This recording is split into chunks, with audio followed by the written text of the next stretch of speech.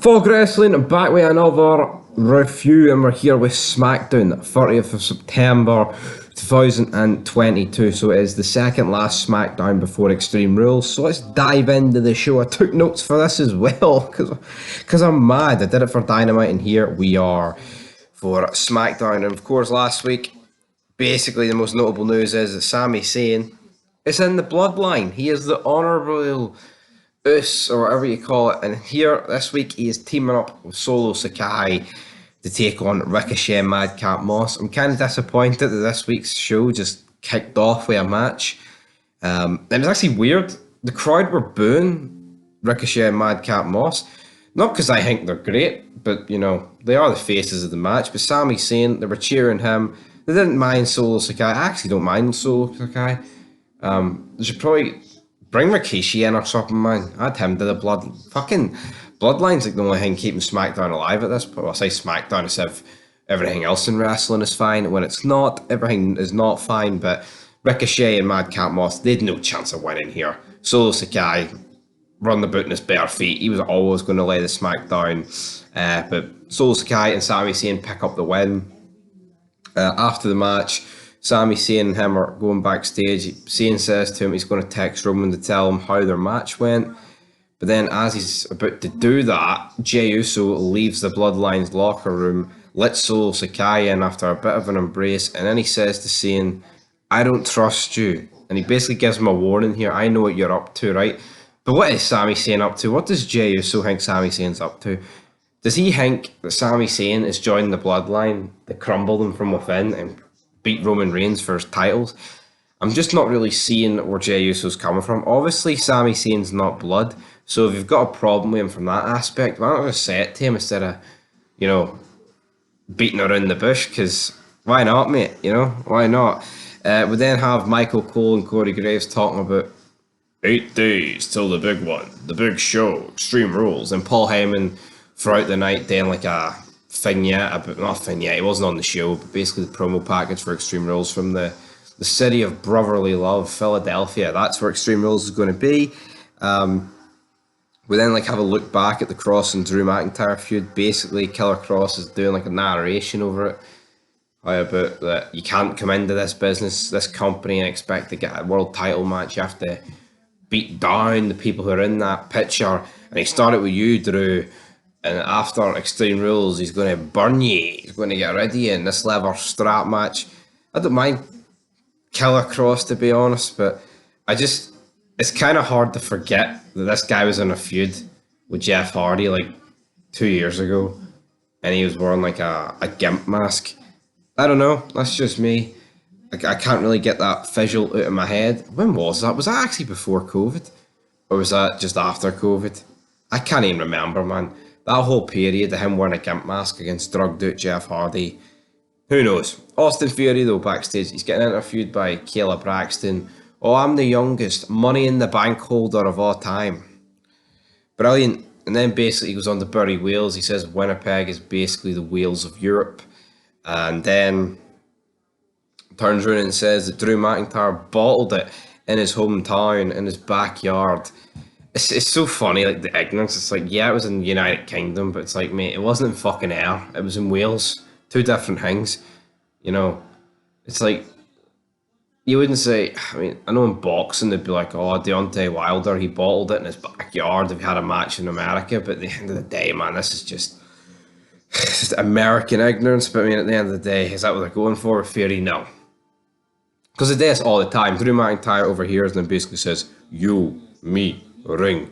And those sad, like, Drew McIntyre, he's got the look, he's got the charisma, he's got the in-ring ability, but yet they just make him bland as fuck. I think Drew McIntyre is great sometimes, but they really do make him suck at the same time. He takes on Fury, it ends in DQ, and the Alpha Academy get involved. It's a 3-on-1 beatdown, and you're thinking, right, who's going to come out and save him here?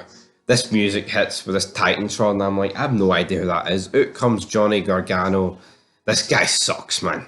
Nobody can tell me this guy's good. This guy fucking sucks. This is just Triple H touching himself to his NXT fantasy on the main roster. That's pretty much what it is.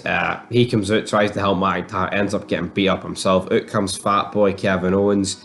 He then lays the SmackDown. The three faces are on top.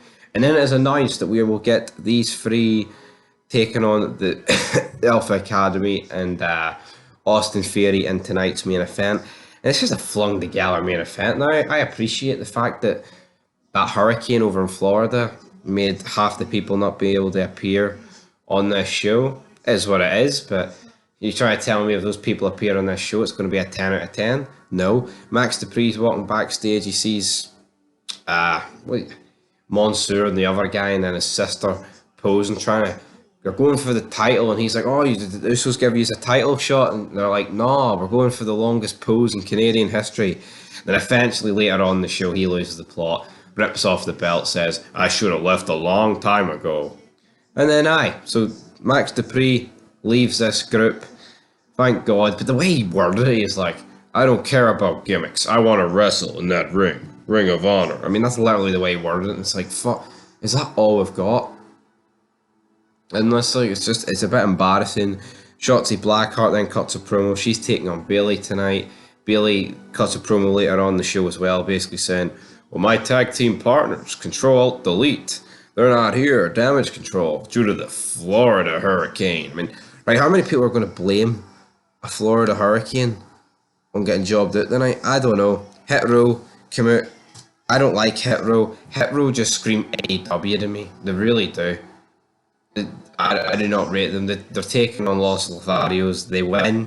What's the guy called? Big Dollar? Big Daddy? I don't know what his name is, man. All I know is he sucks. And this is a throwaway match on SmackDown. Like what even is this? Like Los Lotharios and Hit Row. Like I'll admit, it feels a bit different. I think when you watch Raw, it's just stale. I mean, Hit Row sounds like a pretty decent name, but the people are just like, what are we doing here? You know? Hit Row win. Ronda Rousey's backstage trying to practice for a match, workout, build a bit of momentum. Basically, oh, well, Ronda, what are you going to do about Liv Morgan at the pay-per-view? It's like, I'm the baddest woman on the planet. I don't need baseball bats, but imagine what I could do with one. That's it. And she takes on Natalya. She beats Natalya. Are we surprised? No. Natalya has in the sharpshooter. Michael Cole's trying to get us to believe that Ronda Rousey could somehow tap out, and it's just not going to happen. You know what I mean?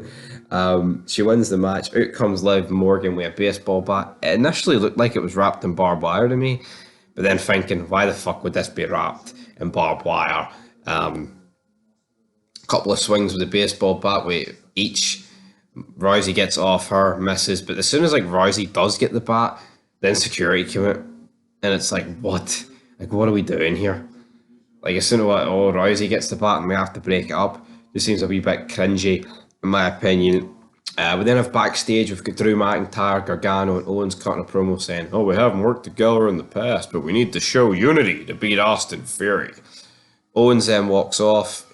Who's he bump into? I think he bumps into the models. And then he bumps into Sami Zayn. He's like, you need a new shirt. And then like the crowd gets a cheap pop for the crowd. It's like, what? How's that getting a cheap pop for the crowd? No idea. Imperium are then in the ring, cutting a promo. They're boring as fuck. Guy basically says, the brutes don't have champion qualities. Well, this guy does, obviously referring to Gunther, whatever you call him. It's like, this guy's just a flabby mess, in my opinion. Like, I know he's put a bit of muscle mass on, but I've just never rated the guy. Sheamus comes out with a shillelagh.